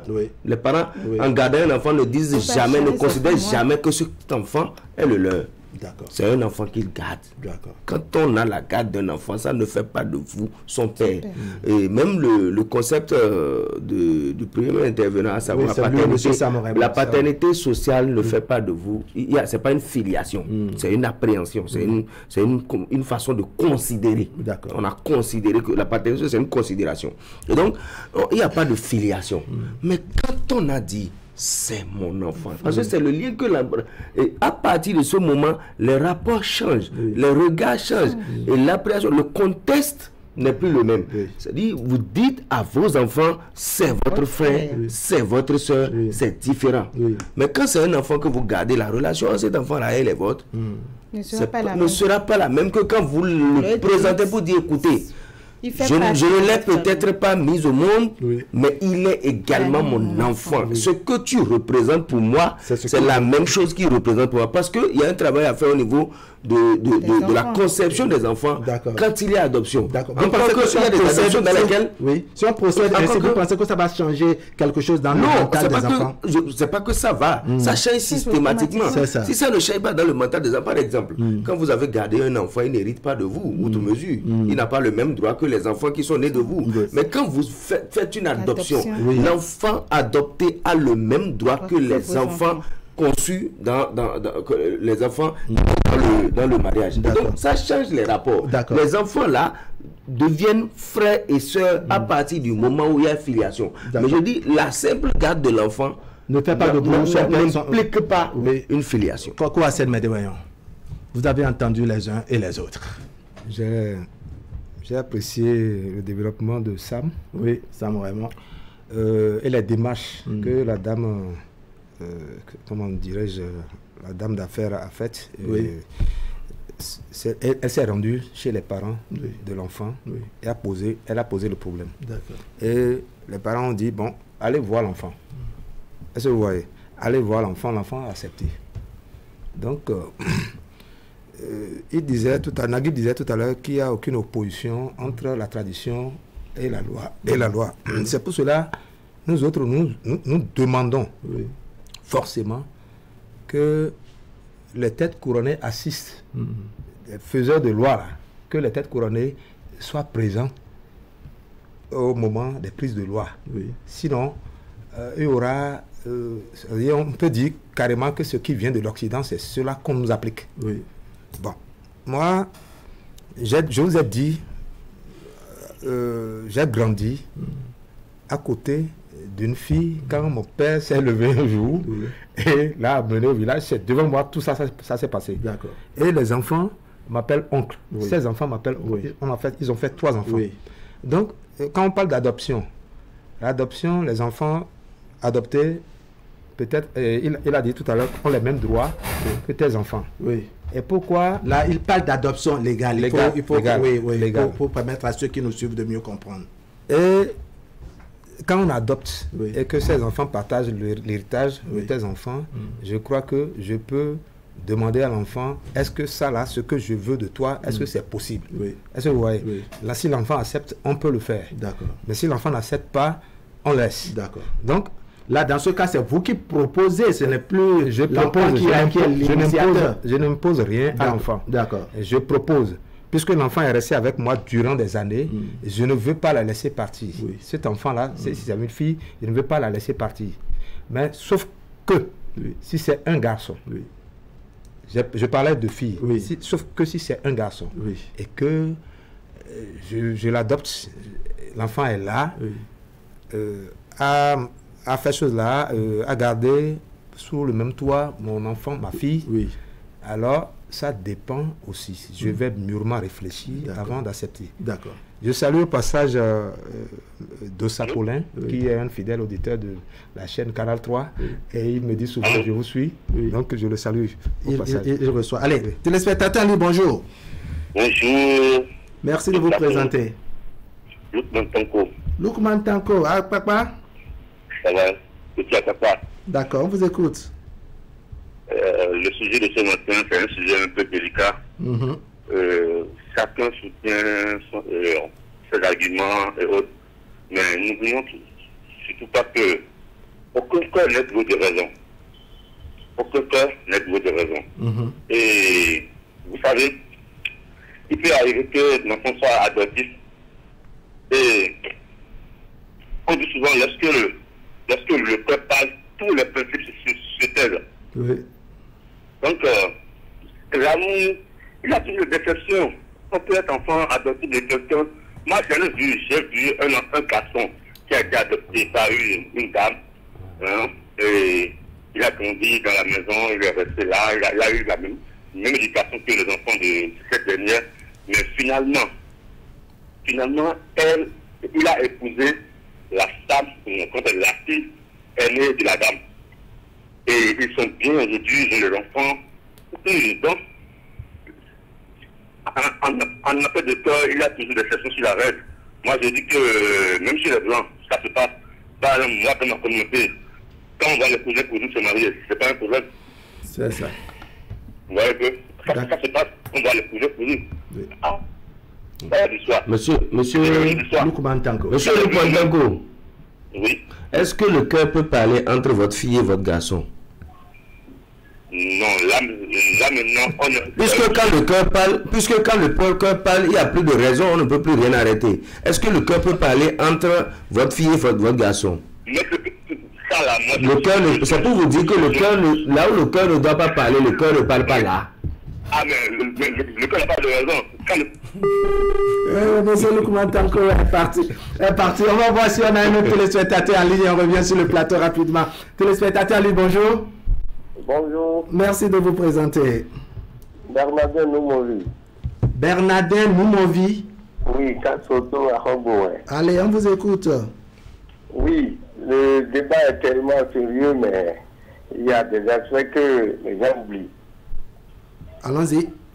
Quand nous prenons par exemple le nombre des familles qui ont déjà des enfants, oui, et qui adoptent encore d'autres enfants aujourd'hui, il n'y en a pas beaucoup au Bénin. Oui. Oui. Vous avez toujours un enfant à côté de vous, mais c'est toujours un allié, un parent, soit un neveu, une nièce, ou bien, etc., qui soit lié à vous. Oui. De ce point-là, les enfants savent déjà le lien qui existe entre eux et ne peuvent pas s'aimer. Ils le savent bien. Mais lorsque vous prenez une fille ou un garçon d'une autre entité, c'est-à-dire d'une autre famille, que vous amenez chez vous pour l'éduquer, pour l'aider à grandir, à tout faire, même si vous éduquez les enfants de n'importe quelle manière, les enfants savent qu'ils n'ont pas de lien. D'accord. On ne peut pas avoir sous toi un enfant adopté parmi des frères. Je ne pense pas. Quelqu'un ne peut pas avoir des enfants et aller encore adopter autre personne. Ça même crée d'abord des problèmes dans la famille d'abord. D'accord. Oui. Monsieur Bernardin Noumovi, vous avez dit depuis Arougoué, c'est ça, hein? Oui, bien sûr. Allez, dites bonjour aux populations de l'autre côté. Merci beaucoup. Merci. On revient sur le plateau avec l'accompagnement de la régie à nouveau. Je m'en vais vous faire cette question. Hein, le cœur a ses raisons que la raison elle-même ignore. Mais il n'y a que les enfants ont cette stratégie de venir vous mettre devant le fait accompli. Voilà. les jeux comme ça, c'est-à-dire le caillou d'amusement qui perce la tête. Littéralement, en dindi, on dit ça veut dire que bon, c'est en s'amusant avec le caillou que ça peut vous percez. C'est-à-dire que le caillou lancé dans le jeu ne dit pas, bon, comme c'est un amusement, je ne vais pas casser la tête. Donc, c'est pour dire, c'est pour illustrer avec les enfants que oui, vous avez adopté, malgré cette éducation et autres que vous avez donné, malgré ce cœur, n'est-ce pas, qui a ses raisons, que la raison elle-même ignore, ils viennent se présenter à vous avec une grossesse. Avec une grossesse. Vous voyez, c'est-à-dire, bon, les pénaltys ont déjà été tirés, et puis bon, on vient vous le présenter. Le vin est tiré. Il faut la boire. Voilà. Bon, là, dans ce cas, elle garde la grossesse. Oui. Après l'accouchement, les parents prennent l'enfant et les deux continuent leur chemin. C'est ça. Donc, pas question de se mettre ensemble. Mais l'enfant est déjà sorti. Pourquoi ne pas continuer leur vie et prendre le reste des enfants s'ils le souhaitent? Pour moi, non. Ça vous gêne, ça vous pose toujours tellement de problèmes. Un cas pareil où les enfants mettent les parents devant le fait accompli. Que ce soit à face d'une adoption légale ou de l'adoption telle que vue par, je dirais, la tradition. C'est arrivé même dans des situations de dans bien de situations. C'est arrivé même dans des situations de parenté directe ou de frères, de même père, de même mère, ou des cousines très directes, en soit arrivé là. C'est un enfant incestueux. C'est ça, oui. L'enfant qui naît de cette relation-là, quoi qu'il en dise, c'est un enfant incestueux et il faut en tirer toutes les conséquences. C'est tout. Toutes les conséquences. Mais ça ne change rien à ce que nous disons, que, à savoir que l'enfant adopté, le frère, enfin, le dernier intervenant l'a dit, les enfants dans lesquels il y a les familles dans lesquelles il y a des enfants ne se hasardent pas toujours dans l'adoption, c'est rare. Mais sauf qu'il y a des situations dans lesquelles peut-être l'enfant est venu, les enfants biologiques sont venus plus tard. L'adoption a intervenu des années avant les enfants biologiques. Et quand les enfants là ont grandi, en grandissant, on n'a pas présenté les enfants là, enfin, l'enfant adopté là, on n'a pas présenté aux enfants conçus dans la famille, on ne l'a pas présenté comme l'enfant de tel autre enfant. Ou bien carrément même, c'est un enfant qu'on a ramené de Waké. En fait, lui, il est de Waké. Ou bien il est de... Ou bien lui, il est de... C'est Waké, vous choisissez. Allons-y. Ou bien lui, il est de Paracou, etc. On l'a amené, si tu veux, je vais dire. Allons-y. Alors, Waké, c'est un territoire. Oui, bon, l'enfant, en grandissant, n'a pas entendu dire que, bon, l'aîné qui était là est venu de Paracou, etc. On lui a dit, c'est ton grand frère. C'est notre enfant, c'est notre problème. Même si à un certain âge, l'enfant découvre en réalité que c'était pas... Enfin, ça d'ailleurs, tous les parents ne le disent pas. Mais même s'il advenait que l'enfant le découvrait, bon, il y a déjà quand même une certaine... comment dire, l'idée que l'enfant s'est fait de la base. Du point de vue même c'est pas sain. C'est pas sain. C'est mon frère. Pour moi, quand on... En fait, il faut par exemple, quand on dit... Vous rejoignez un peu l'analyse de Henri Doutétien tout à l'heure. Absolument. Qui estime que le regard de la société, il y a une forme ça fait bizarre, quoi. C'est comme quand... Assez me disait tout à l'heure, l'enfant que j'ai gardé, qui doit hériter de moi, je le fais asseoir un jour, je lui dis, écoute, bon, ce que je veux de toi, je suppose, ce que je veux de toi, c'est que tu épouses mon garçon. Mais si l'enfant là, que vous avez toujours considéré comme étant votre enfant, vous avez une autre fille qui est directe et qu'elle est adoptée, qu'elle vous dit, pourquoi vous n'avez pas demandé à ma soeur d'épouser notre frère, c'est à moi, vous le demandez, vous lui répondez quoi? En fait, toi, tu n'es pas vraiment mon enfant, c'est pour ça que je te le demande. Parce que c'est ça qu'elle comprend à partir de là. Donc, il faut faire attention. Parce que, vous voyez, il y a la façon dont nous concevons les choses et il y a... Rien ne vous oblige à adopter un enfant. Vous pouvez seulement prendre la garde. Garder l'enfant et savoir que l'enfant n'est pas de vous. Et quand vous l'observez à un moment donné, si vous pensez qu'il faut créer un lien entre cet enfant-là, il n'y a pas de problème. Mais quand vous avez décidé d'en faire il faut en faire votre enfant jusqu'à la fin. D'accord. J'ai un oncle qui est resté longtemps en France et il a passé tout son temps sans avoir d'enfant. Il se plaignait quand il s'est rendu à Cotonou, il se plaignait quand ma maman disait, écoute, toi tu te plains, moi j'ai une fille avec moi ici là. Tu peux l'amener là-bas ou bien tu l'enceintes d'abord avant de l'amener. Et j'ai parlé de mon père au départ et maintenant c'est ma vieille. Et l'oncle est arrivé, on a appelé la fille, est-ce que tu iras en France avec l'oncle? Elle dit, c'est pour continuer le même travail. Il dit, non, bon, vous allez vous marier. Et c'est ce que Sam disait. Elle faisait quel travail? Elle est domestique, elle est avec la vieille depuis le bas âge. D'accord. Donc, à 21 ans, l'oncle est revenu et dit, bon, écoute, tout le temps que j'ai passé là-bas, je n'ai pas eu d'enfant. Vous savez que quand ce lien est tissé, puisque l'enfant a perdu, la fille a perdu sa maman, elle est orpheline, sa maman, son père. Donc, on l'a gardée. Elle est partie l'année même dans laquelle elle est partie, elle est tombée enceinte. Est-ce que vous ne voyez pas que premièrement, il y a la part du gain, c'est-à-dire le fait d'aller en France a certainement motivé, peut-être motivé la position de la fille.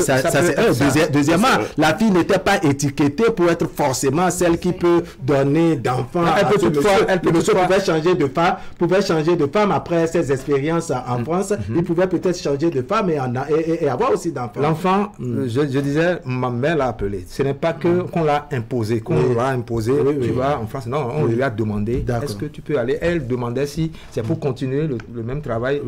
Et on lui a précisé, non, tu iras, c'est pour prendre mari. C'est pour prendre mari. Et elle disait le jour là, il est vieux. Il est déjà vieux. Et maman disait, bon, vieux, bon, nous étions donc, elle est partie et l'année dans laquelle elles sont parties en janvier, en décembre, on nous annonce qu'elle est déjà enceinte. Tout ça là, donc. Et vous savez, nos pratiques, des fois, ne sont pas des pratiques à reléguer au second rang. Moi, j'ai toujours dit, puisque moi j'ai grandi dans ces pratiques-là, et ce n'est pas des trucs à reléguer au second rang. D'accord. Puisque le blanc. Pour vous qui avez grandi dans ces pratiques et que ici nous parlons du regard de la société, on voudrait de votre expérience que vous nous parlez de comment la société vous regardait. C'est-à-dire, il y a bien des familles où, les mêmes cas, on a gardé des enfants sans forcément aller jusque-là. Comment vous regardez dans la société? C'est-à-dire toute la famille entière. Si vous allez parler de ceux-là, comment on vous regarde dans la société, du commérage, des commérages et autres là, non. Vous pensez que ce n'est pas important, M. Kokwa? Non, moi ce n'est pas important pour moi. Puisque, vous savez, si l'enfant allait se marier à un autre homme, et revient chaque fois me se plaindre à moi par rapport à ce lien qu'elle-même a choisi, vous voyez, donc elle se plaint, là je serais un peu gêné puisque je l'ai gardé. C'est un enfant que j'ai gardé. Et voilà qu'on revient me dire, je n'ai pas la paix là-bas où je suis parti, je n'ai pas la paix. D'accord. Je crois que celui qui coordonne ce lien-là ne va pas le laisser. Celui qui coordonne, enfin, ma maman ou bien mon vieux n'a jamais laissé ce qu'il a composé. D'accord. Donc, on doit accompagner et suivre. Il y a des accompagnements. Il y a un sous-entendu. Prenez le téléspectateur en ligne, s'il vous plaît. Téléspectateur en ligne, bonjour. Bonjour, monsieur Bonplo-Plateau. Présentez-vous, s'il vous plaît. C'est monsieur Aïe Prosper, depuis Pau, commune de Vida. Oh, on vous reçoit faiblement. Bonjour le plateau. Oui. On vous reçoit faiblement. Présentez-vous, s'il vous plaît. C'est monsieur Harry. Harry, d'accord. Oui, depuis Pau. D'accord, vous êtes en direct. Bon, je voulais poser une question. Est-ce que la fille adoptée, là, la fille adoptive, là, elle est du même nom de famille que ce qui se passe? Oui. La fille adoptée? Oui. Oui, c'est la. Quand on a adopté, l'enfant adopté. Oui, si on lui a attribué le même nom de famille que. Bien sûr. Le même nom de famille. Ah, si c'est le même nom de famille, là, on va se poser. Mais si c'est pas le même nom de famille, il faut bien voir ça. D'accord, on va prendre les deux cas. Avec l'adoption légale, il y a possibilité de donner son nom à l'enfant adopté. Bien sûr. Maintenant, dans nos pratiques et autres, la façon dont on garde les enfants et qu'on parle là également d'adoption, l'enfant ne porte pas systématiquement le nom des parents qui l'ont adopté. Allez, on prend les deux manches, cas par cas. Le premier cas, oui, c'est pas possible. D'accord. Le premier cas où l'enfant porte le même nom que celui qu'il veut marier ou celle qu'il veut marier. Oui, c'est pas possible. D'accord. Et le second cas? Le deuxième cas, c'est bien consommé. C'est chéri, c'est bien, il faut bien boire ça, oui. C'est ça. Comment on l'appelle Monsieur Henri. Monsieur Harry. Monsieur Aïe, c'est Aïe. Monsieur Aïe, merci bien. Aïe Prosper. Enfant, on dit, Mina Bloquero. Oui. Vous pouvez me développer ça? Oui, c'est ça, vraiment. Et des fois, même, on fait les rituels, on dit que même si on a pas quitté ailleurs, venir, c'est pour quand même agrandir la maison. Donc, voilà. Ça arrive. Voilà. Et la blodo. D'accord. Donc cela amène à manger les souris de la maison. Non, d'accord, monsieur Aïe Prosper, merci beaucoup pour cette contribution. Il y a l'impression qu'on tourne un peu dans ce débat-là. On dit exactement la même chose. On dit mais on cherche des portes de sortie différemment. Oui, madame Ella Glélé. Vous voyez, dans tout ce qu'on dit depuis tout à l'heure, c'est que c'est des mariages arrangés. Oui. Vous voyez, quand on veut épouser la fille adoptive ou bien le fils adoptif à sa fille ou à son fils ou à son fils, ça veut dire qu'il y a un enjeu, il y a quelque chose là que la famille veut protéger ou quelque chose. Ça là, ce n'est plus de l'amour. On veut consolider un lien. Oui. Donc on les met ensemble pour consolider ce lien. Ça, ce n'est plus l'amour qui existe. C'est plus les enfants même qui sont venus de leur plein gré demander audience auprès des parents. Ah, on veut se mettre ensemble parce qu'on s'aime. Là, c'est les parents qui proposent parce qu'on ne veut pas que la fille parte ou parce qu'on ne veut pas que l'homme parte, parce qu'on voit que l'homme gère bien la société. Tu vois un peu que... Tout allait très bien chez nous ici, là, jusqu'à ce qu'on vienne nous parler de l'amour. Moi, je suis de ceux qui pensent que quand il y avait mariage arrangé, quand les parents s'asseyaient pour organiser, pour voir qu'est-ce qu'il fallait pour qui, etc., je pense que la vie se portait mieux. Cette histoire d'amour-là, tout ce que ça a apporté dans ce pays-là, vous-même regardez, vous allez voir. Donc, ça dit que les gens sont venus nous embrouiller, etc. pour dire non, ça c'est, il faut quitter ce débat d'amour-là. Le mariage arrangé, c'était téléspectateurs en ligne, bonjour. Oui, c'était nettement mieux. Oui, merci de vous présenter. Bonjour, oui, on m'appelle Edouard Kalis Maoulawe. Ah, monsieur Edouard Kalis Maoulawe. Oui, depuis Aïbaté. D'accord, on vous écoute. Bon, pour moi, je pense que ce n'est pas normal, c'est pas bien. Oui. Sans être. Je pense que ce n'est pas bien. Pourquoi? Pourquoi c'est pas bien? Ça se passe et c'est le domaine dans lequel on a la possibilité. Je pense que le problème pourrait venir si les parents adoptifs ne donnent pas l'éducation qu'il faut. Dès le bas âge aux enfants, ça peut arriver par erreur. C'est les parents qui doivent tout faire pour que ça n'arrive pas. Ça dépend de l'éducation qu'ils font ces enfants pour que des frères et sœurs ne rentrent pas dans cette situation. Donc l'éducation de base compte. Dans la famille, la question, si nous le faisons pas, c'est que c'est les parents qui ont joué. C'est ça. Et ils n'ont pas donné l'éducation qu'il faut à ces enfants. Sinon, ça ne devait pas arriver. D'accord. Maintenant, si les enfants, entre-temps, s'entêter à le faire, on les laisse vivre leur vie.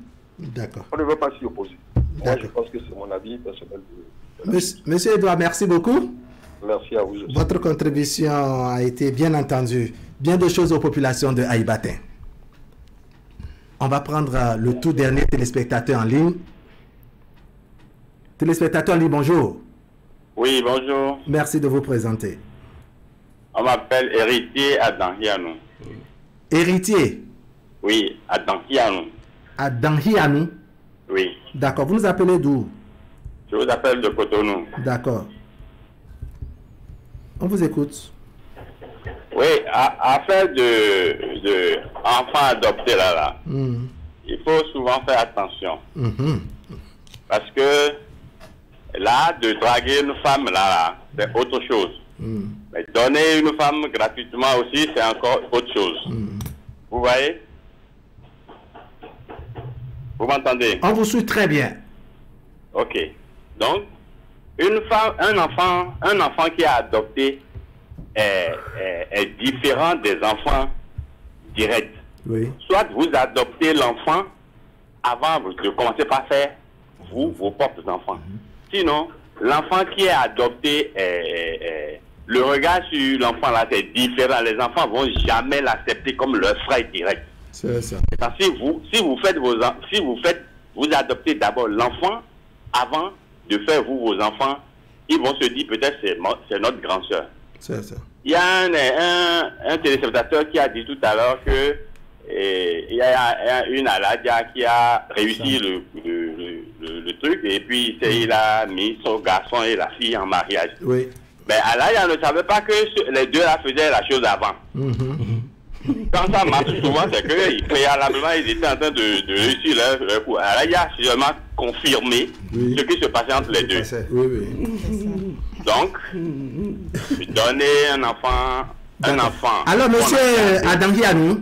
Oui. Pour un cas où les enfants adoptés et enfants biologiques viennent se présenter aux parents déjà avec la grossesse, un peu comme vous êtes en train de donner ce cas de confirmation de ce qui se passait en cachette, ils viennent avec la grossesse. Qu'est-ce qu'il faut faire dans ce cas selon vous? Un enfant adopté, un enfant biologique, c'est ça? Oui. La grossesse est intervenue déjà. Est-ce qu'il faut accepter qu'ils se marient et poursuivre leur vie ou bien qu'est-ce qu'il faut faire dans ce cas de figure? À l'impossible, nul n'est tenu. Il y a une grossesse, on avance. On peut déjà par là commencer les négociations. Ça ne va plus empêcher le soleil de se lever le matin. Le soleil va continuer à se lever seulement. Allez. Héritier Adanghianou, merci beaucoup. Merci, je vous en prie. Passez une très bonne journée. Pareillement à vous. Allez, c'est le tout dernier téléspectateur de ce matin. On va faire le tour de Taoui. Nagui Balagbe. Nous avons été victimes jusque-là dans ce débat. Ce que j'ai compris, nous avons été victimes d'une confusion sémantique. À savoir que quand on dit adoption, tout le monde, le mot est pris comme ça. J'ai l'impression que les gens parce que dès qu'on garde un enfant ou dès qu'on a gardé un enfant, dès qu'un enfant a grandi dans la famille, il est un enfant adopté. Vous voyez, il faut le préciser, Nagui Balagbe, la définition sémantique et également ce qu'on appelle les définitions conceptuelles, c'est-à-dire la façon dont les gens conçoivent. L'adoption, pour moi, n'est pas le simple fait, va au-delà du simple fait de garder un enfant ou du fait qu'un enfant ait grandi dans la famille. Lorsque, par exemple, vous êtes allé chercher un enfant pour dire, voilà, mes enfants partent à l'école, moi je suis seul à la maison, il y a le commerce à la maison, il faut un enfant qui m'aide. Les enfants sont tous, je vais trouver une fille de 10 ans que je ramène. Je prends soin d'elle, elle m'aide à la maison pendant que mes enfants sont allés à l'école. Et qu'elle a fait, c'est elle fait 2 ans, et qu'elle n'a pas un bon comportement, qu'elle vole, qu'elle est violente, etc. Je la retourne à ses parents. Mais quand elle a un bon comportement et qu'elle est restée 10 ans, 15 ans et que je l'ai gardée jusqu'à ce qu'elle grandisse, je ne l'ai pas adoptée, je l'ai gardée. Donc c'est différent. Dans ces conditions, tout peut arriver. Mais quand je suis allé chercher un enfant, l'adoption c'est le fait de se lever pour dire, cet enfant-là, je m'engage à ce qu'il devienne mon enfant. Dès lors que ce compromis-là est fait, qu'on s'est entendu là-dessus et qu'on a dit c'est mon enfant, il devient votre enfant au même titre que les enfants que vous avez déjà ou les enfants que vous aurez après. Là, le débat est tout autre chose. D'accord. Madame El Aglele, à la suite de tout ce qui a été dit et de cette position également de monsieur héritier Adanghianou qui estime que vraiment quand survient, il faut poursuivre. Vous disiez tout à l'heure non. Est-ce que vous pensez que vraiment il faut poursuivre?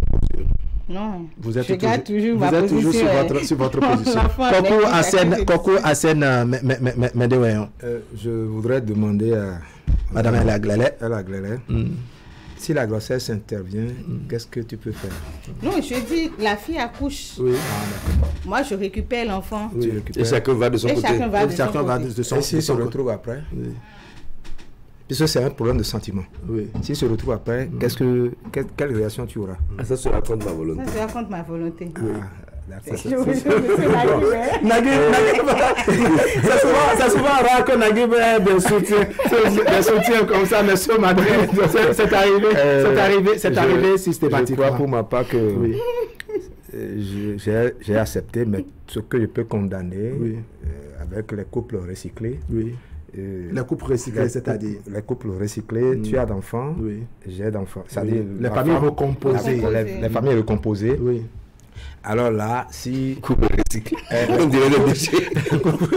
les familles recomposées, si entre 16 enfants, et mes enfants, cette situation se présente, alors là, c'est plus compliqué pour moi. C'est vraiment compliqué pour moi. Non, c'est pas compliqué, puisque dans une famille, dans un couple recyclé, l'enfant de la femme est adopté par l'homme et l'enfant de l'homme est adopté par la femme.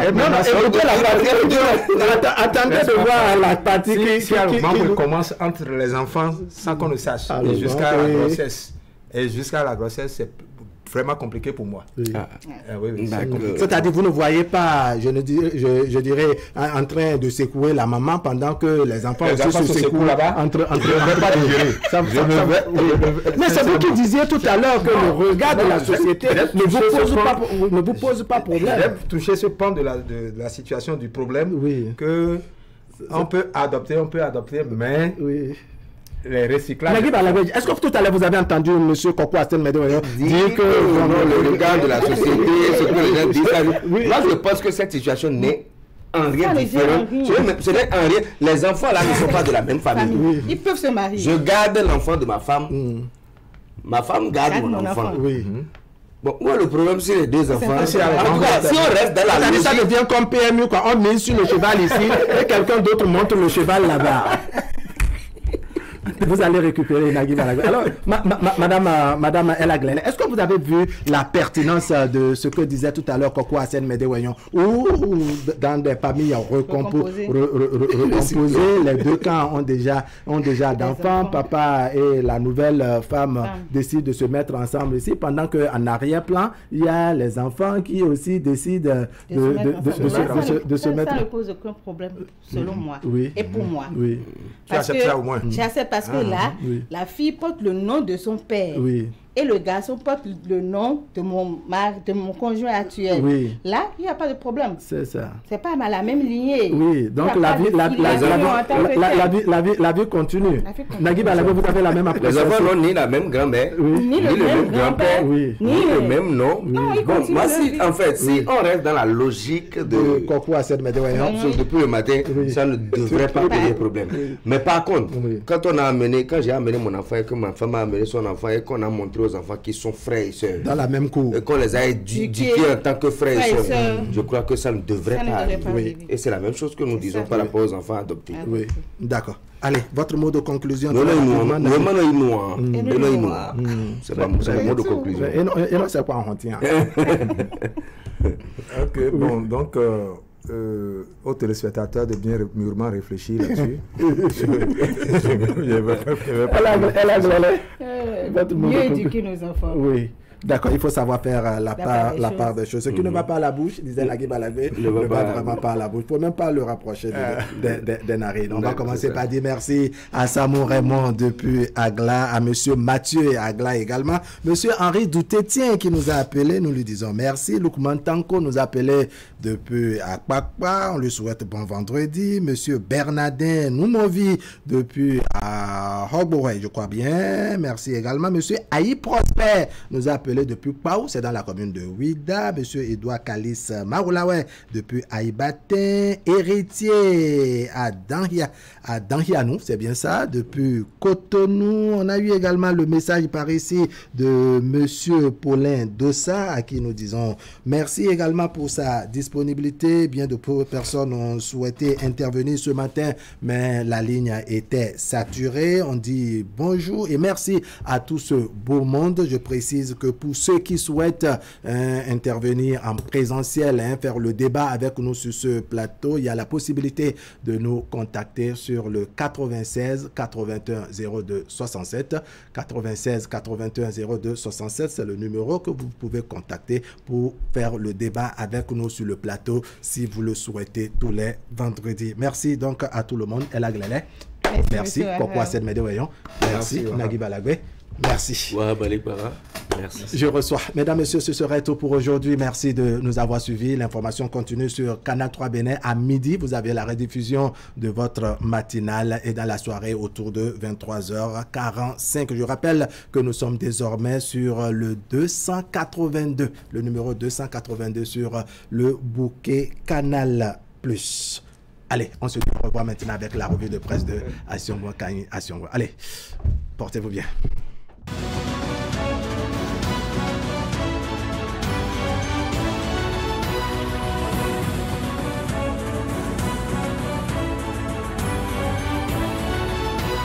Mesdames et messieurs, bonjour. On commence cette revue de presse par une bonne nouvelle pour les acteurs de la filière soja. La commercialisation du soja grain est libéralisée par le gouvernement, annonce le quotidien Les 4 vérités. Dans un communiqué, le gouvernement porte à la connaissance des producteurs de soja, des opérateurs économiques et de l'ensemble de la population 3 mesures au titre de la commercialisation du soja grain pour la campagne 2023-2024. Le commerce du soja grain est désormais libre sur le territoire national. Ainsi, les opérations d'achat, de vente, de transport, les prix, les dates de démarrage et de fin des opérations sont librement fixées par les acteurs. La taxe de 140 francs CFA perçue au cordon douanier pour la contribution à la recherche et à la promotion agricole est désormais réduite et ramenée à 30 francs CFA par kilogramme de soja grain.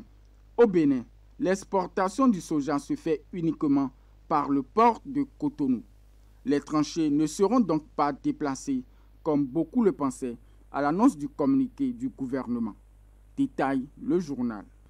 Pour Fraternité, cette décision du gouvernement est une victoire à mettre à l'actif des députés. Le quotidien précise que les membres du groupe parlementaire Union progressiste Le Renouveau ont donné un point de presse ce jeudi 16 novembre 2023 au Palais des gouverneurs à Porto Novo. Il était question pour eux d'annoncer la décision du gouvernement de libéraliser la commercialisation du soja sur toute l'étendue du territoire national et son exportation par le port autonome de Cotonou.